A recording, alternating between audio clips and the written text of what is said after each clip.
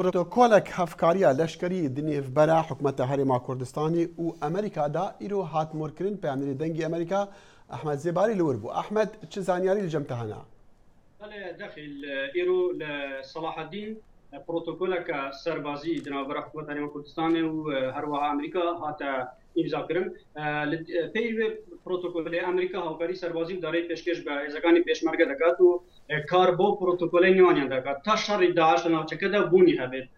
دوای ئیمزاکردنی پروتۆکۆلەکە لە کۆنگرەیەکی هاوڵیدا ئومێد ساڵح وەتەبێژی سەرۆکاتی هەرێمی کوردستان بە میدیاکارانی گوت تاکید لەسەر ئەوە کراوەتەوە کە پێویستە هەموو پێکەوە کار بۆ لە ناوبردنی داعش بکرێت و ئەو لێ تێگەیشتنەی کە ئەمڕۆ ئیمزاکرا بەرهەمی کاری هاوبەشی چەند ساڵی ڕابردووی نێوان هەرێمی کوردستان و لایەنی هاوپەیمانی بووە و تەرکیز لەسەرەوە کراوەتەوە ئەمڕۆ کە هێزەکان پێکەوە کار بۆ نێوانی داعش بکەن.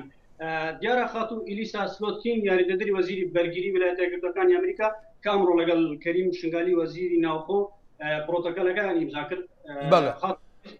ئەحمەد ئەگەر یارمەتیم بێ پێشتر لە واشنگتن نیگەرانی هەبوو بە تایبەتی سەبارەت بەدانی ڕاستەوخۆی چەک بەرامبەر بە کورد لەو پرۆتۆکۆڵەشدا وەکو باست کرد چەکیش دەدرێ بە کورد.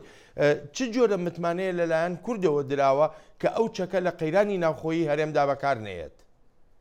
بەڵێ کە ئەمڕۆ پرۆتۆکۆلای ئیمزاکرا بەڵێن لە پرۆتۆکۆلەکەدا زۆر شت باس کراوە.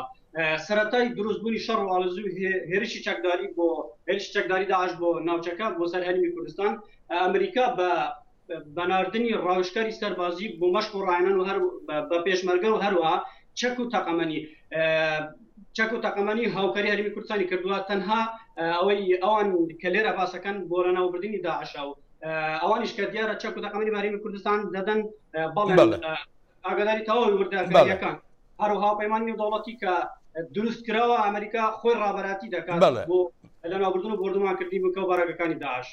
ئەحمەد زێباری پەیامنەری دەنگی ئەمریکا ڕاستەوخۆ لەگەڵ ستۆدیۆی کورد کۆنێکشن بوو. ئەحمەد زۆر سوپاست دەکەم.